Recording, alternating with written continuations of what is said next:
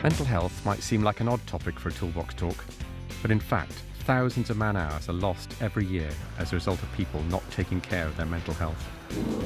Hi everyone. I'm not a doctor, I'm an expert in employee welfare, so I'm looking for some common sense suggestions, and I hope these guys are going to help.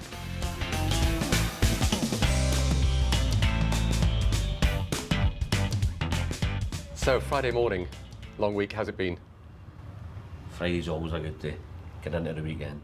Generally at the end of the week, after putting in your shifts and your graft, and if there's any overtime, then sometimes you get a little bit tired by the end of that, so a wee bit of R&R as well, deserved and well look forward to. The week's been long, days are so long, Monday's so long, so I'm glad it's Friday, short day. You always feel better Friday, that's the end of the week, you're looking forward, you've got the weekend. And how are you feeling mentally? I'm mentally fine, physically struggling. No, Every day you think, what am I going to be doing, what's going to happen, so... What does that feel like? Mentally exciting, but also nervous. Nervous? Yep. And what do you do about that? Try not to think about it so much. I take life too seriously, if you know what I mean. I would get stressed first before any of the company here. I like just nothing going wrong, if you know what I mean. I don't think I get stressed, to be honest with you. Maybe my wife would tell you different, but I think I'm quite easy. I think I'm dementor half the time because of that attitude. So how would you respond if one of your workmates had a mental health issue?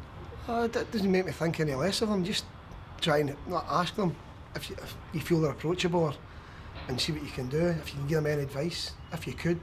If it's work related, if it's maybe more in their personal life, it's maybe different. But I just tend to find you see somebody having problems, you speak to them, try and understand their problems and try and maybe, help them. You get guys who I'm not working with him, he's a nutter, and you're going, how's he a nutter? Oh, there's something wrong with him, he's always hangs on his mind, and you're saying, that doesn't make him a nutter. It's more a slagging each other, we would probably more slag them and bring them back in. You're not getting any sympathy in here. You want sympathy away home. Your missus, don't come in here and look for sympathy and just get on with it. And that's probably why we deal with it. And is that a good idea? Does that work? Sometimes.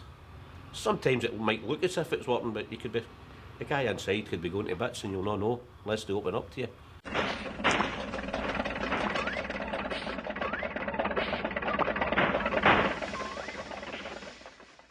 Oh, brilliant.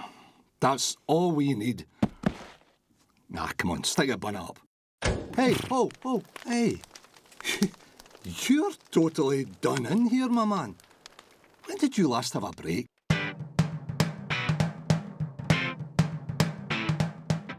How about breaks? Do you manage to get away from it all? The only break you really get during the working day is at dinner time.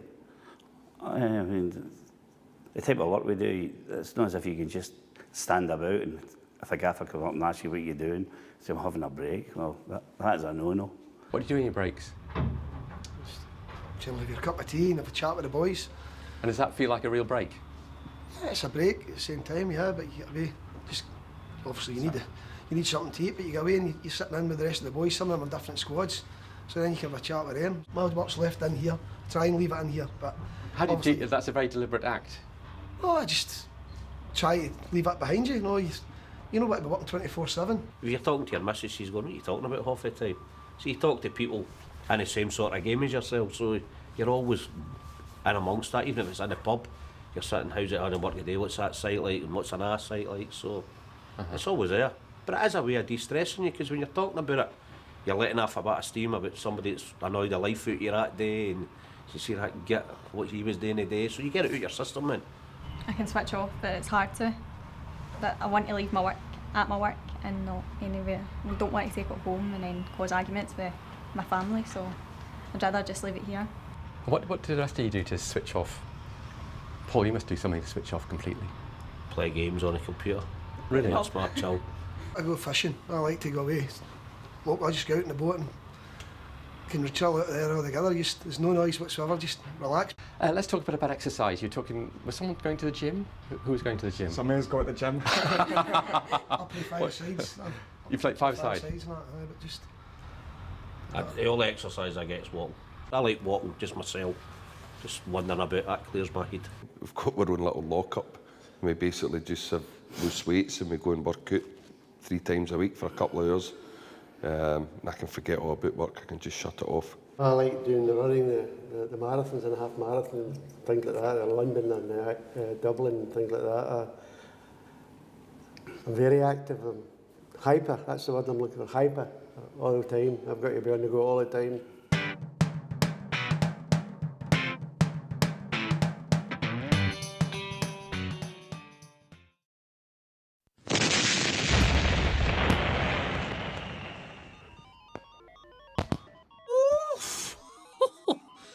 Oof. Sorry about that. I've been a bit stressed lately. Nah, no bother, son. We've all been there. Look, thanks for helping. It's good to have somebody to talk to. Hey, it's all right. You'd do the same for me, wouldn't you? Aye. Maybe I'll go and see my ma. She always cheers me up. Uh-huh.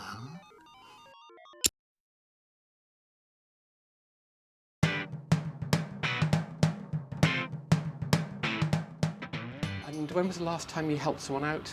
Can you tell any stories you can tell us? I think Monday. Well, Tuesday it was. Stephen was off on Monday, it's not like him when he come in.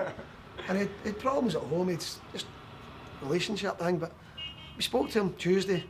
He knew the head was down, you could tell Stevie the head was down and that, but as you see, Wednesday, Thursday, Friday, so I'm back on the ball. And that was quiet talking, word, listening? Yeah, just a quiet word in his ear and speak to him and then slag him in front of everybody else, which they do after that, but... Back to normality. Back to normality, bring him back in.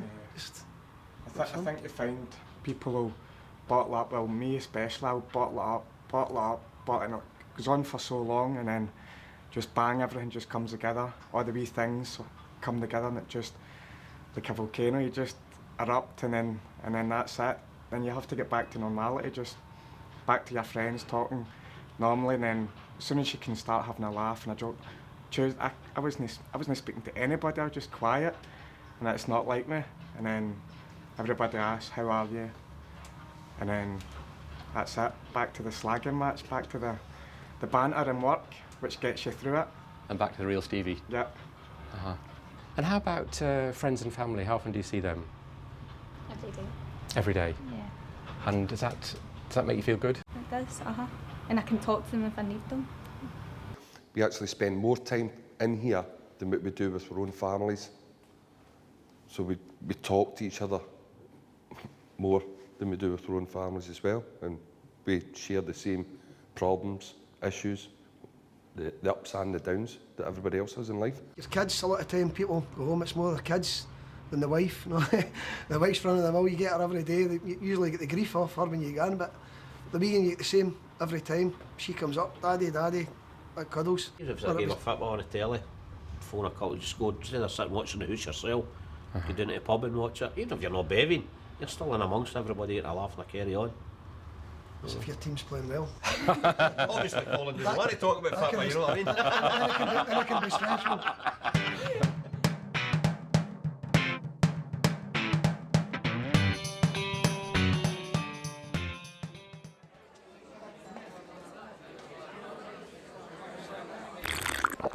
That was one rotten day.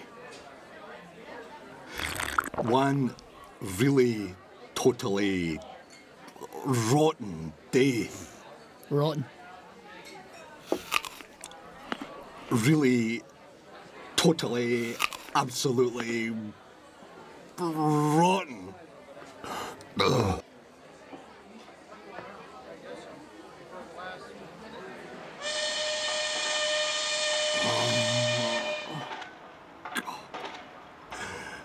This is gonna be one rotten day.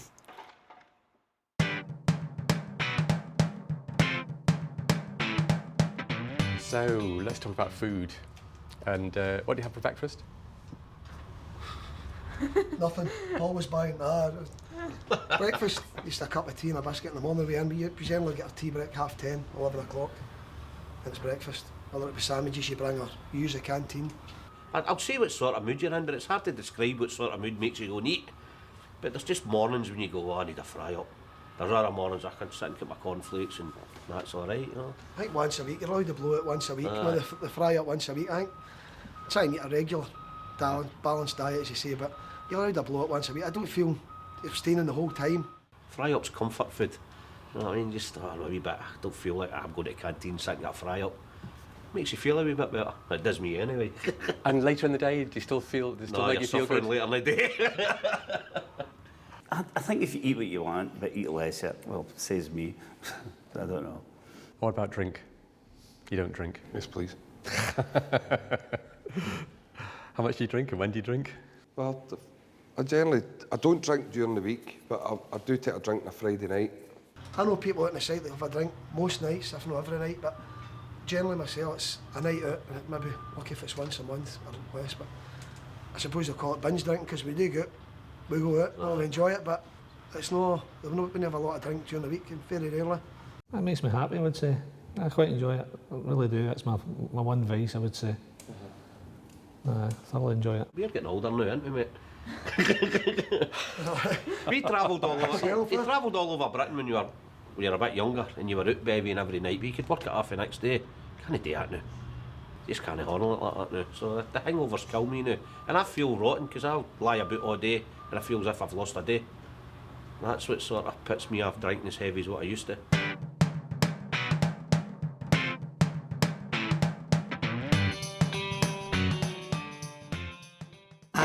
Are you sure you know what you're doing in there?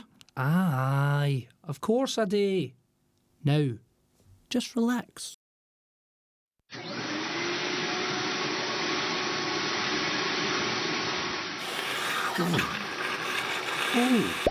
Uh-oh. Oh! Maybe we better leave this to an expert, eh? Aye, maybe you're right. I'm not exactly a brain surgeon, am I? No, but you don't need to be that. You're good at fixing vacuum cleaners.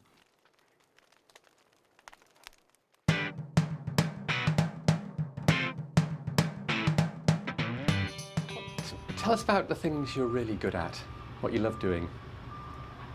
What I'm really good at, my job. You like to think you like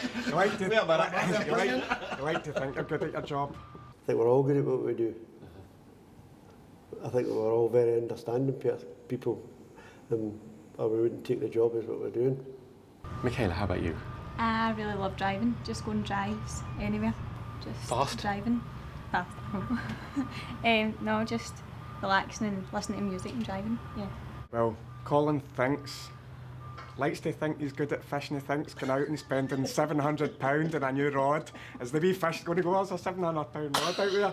I'm going to go for this one, but it doesn't always work. A lot of the times you... Stevie will try and buy a better snowboard. Think snowboard that works the same, they're all the same. What are you not so good at? I'm going to say sitting in front of a camera, but I mean... I'm not good at housework or ironing. I just don't do that. Housework, See, I'm good at that, I can multitask though.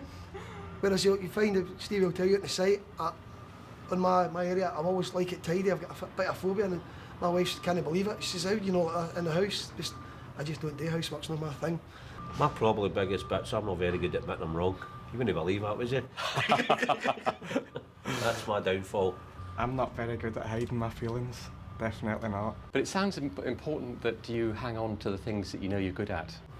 If you're good at something, you want to concentrate on that. As Colin says earlier on, if you're out in the park and there's a certain job that you're good at, you want to do that all the time. You don't want to do something you're not good at and somebody saying, look at a mess there laying there. That's a different pressure again. So you try and get into the squad that's doing what you feel comfortable doing. Me and Stevie are bad for working with each other. I'm not allowed. It's too much hilarity and carry on, but I think it's just, the job gets done. We get done, it's probably faster than it, but we're doing the job. They know the job's to be done, so you'll have a laugh, but you're no working.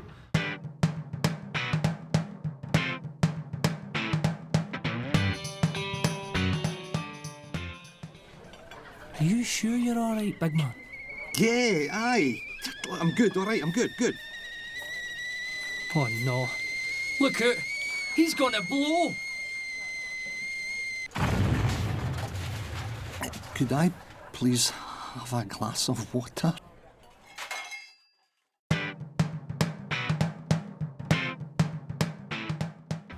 Have any of you cried recently? A funeral, just before Christmas. A good friend of mine died, which I was carrying the coffin and I was greeting that day. Years ago I probably wouldn't have, but now I don't. I've just let it go a lot easier than I would have at one time. And did that help?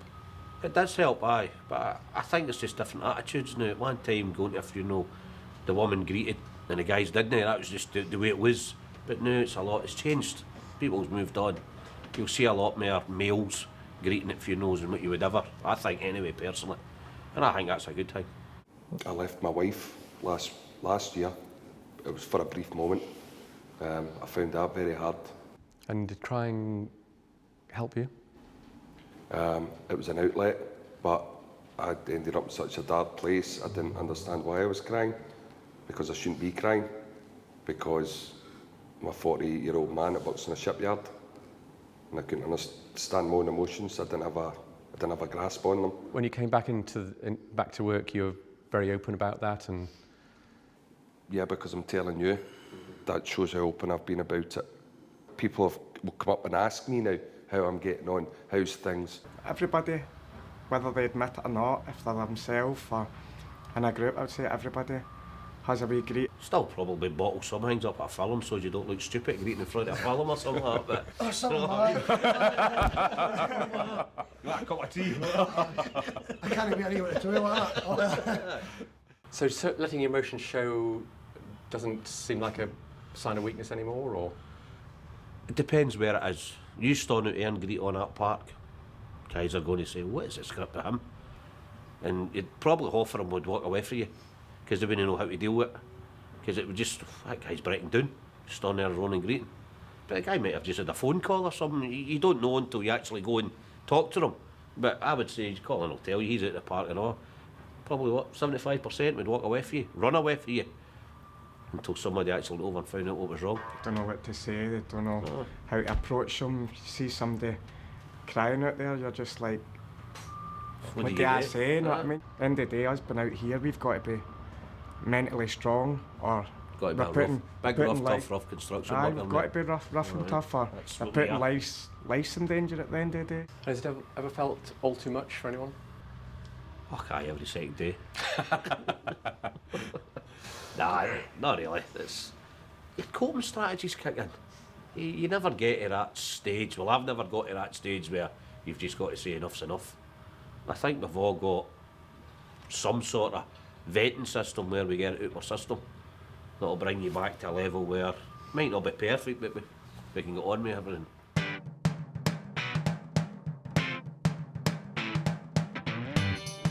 So I've got here something for you. Smartest tool in the box. You ever seen one of these? Yep. In school. Hundreds a year ago. The brain. Somebody has only got half of that. Here you want that one, you're Controls everything, doesn't it? Stress levels, emotions, a lot. How important a tool is that? It's the most important tool in the box, isn't it? Aye. If you don't put your brain in gear, you're beat, ain't you? Remember, you get out of your bed in the morning. Do you think you look after it? Yeah. Probably not 100% the way you should, but aye, I think it's reasonable. Do something you're good at. Keep active. Care for others. Eat well. Drink sensibly. Talk about your feelings. Ask for help. Accept who you are. Keep in touch. Take a break.